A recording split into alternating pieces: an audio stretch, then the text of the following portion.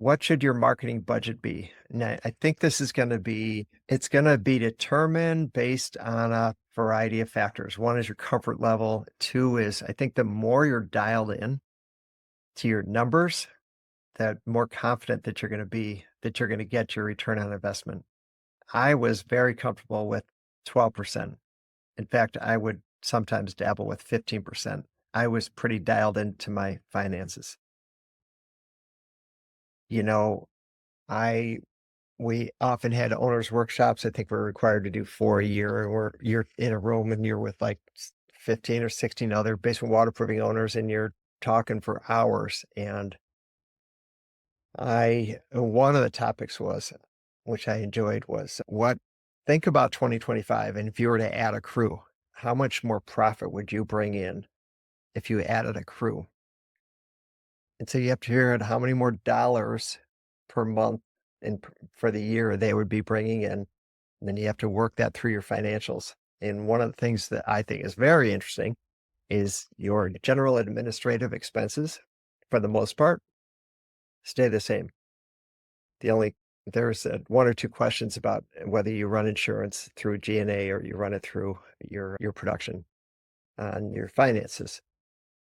So when I did that math, for several years, I was kind of at a break even level where I was comfortable with my salary, and we kind of ran like clockwork, although we were always kind of striving to grow. But boy, once I bumped a crew, boy, the profit margin jumps really high. And then when you add another crew on top of that, wow, like, yeah, you're paying for a crew cab. And in Chicago, we would need another compressor or jackhammer tools, of course.